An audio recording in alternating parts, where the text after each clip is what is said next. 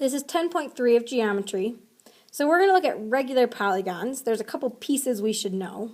Okay, so they put the circle around this polygon. This happens to be a hexagon, so that you can see what the radius makes a little bit more sense, right? The radius goes from the center to one of the vertices, which you could see if that was an actual circle, that would be a radius. Obviously the center. And then the apothem. The apothem goes from the center perpendicular to one of the sides. So we've got radii or a radius and apothem. So we can find some measures in our polygons, okay, because these are regular polygons, which means that they have congruent sides and congruent angles. So if we look at our own here, this is an octagon, so it's only half the octagon, but if you picture it complete, right, if I draw, well, let's look at the pentagon for this one for a second. If I draw that circle, how many degrees are in a circle? Well, 360, right?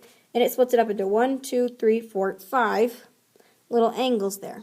So to find an inside angle, we do 360 divided by 5. So it happens to be that we always do 360 divided by the number of sides. So to get angle 1 in our octagon, we need to do 360 divided by 8, which gives us 45. Okay, and then if you look at where angle 2 is half of one of those blue angles, half of the angle we just solved for. So for angle 2, we need to do 45 divided by 2, which gives us 22.5 degrees. And our last one takes the most work, angle 3. So there's two different triangles we can look at. The big triangle, where this is 45 degrees, here's the angle we're looking for. We got two of them this time. So it'd be 2x plus 45 equals 180. Subtract 45. 2x is equal to, that would give us 135. And if we divide that by 2, we get that x is equal to 67.5. Okay, the other way you could do it is by looking at one of the little triangles, okay, where this is the apothem right here in red. And we said that that little angle was 22.5, and we're looking for this angle. So we'd get 22.5 plus 90 plus x equals 180. 22.5 plus 90 is 112.5 plus x equals 180. When we subtract 112.5, we get that x is equal to 67.5 degrees. So that last one, your choice which triangle you want to work with, they both get you the same answer. Alrighty. So if we have two figures that are congruent, then their areas are equal, right? If they're the same size, their areas are going to be equal. Seems kind of obvious. If you look back at our pentagon here, right? We've got 5 triangles. 1, 2, 3, 4, 5. Right? And they all have the same area. So if we could find the area of 1 and then just multiply that by 5, that'd give us the area of our shape. Right?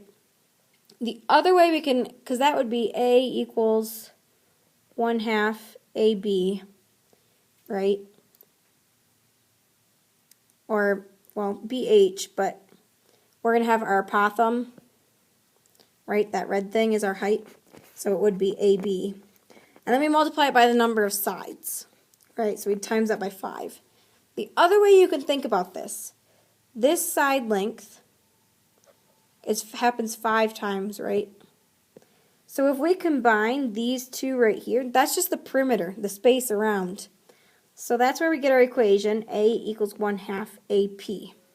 Right? So you could take the long route, you could find the area of the triangle, multiply it by however many triangles you have, but the area equation for a regular pentagon is A equals 1/2 AP, where A is our apothem and P is our perimeter. So let's find the area of a regular pentagon.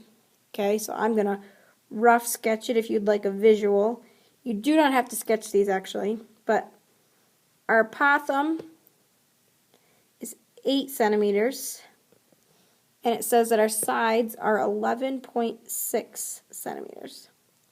So A equals 1/2 AP. Well, we've got our apothem, we don't have our perimeter. Perimeter is side length times the number of sides. So in this case, our perimeter is 11.6 times 5, which if we do 11.6 times 5, we get exactly 58 centimeters.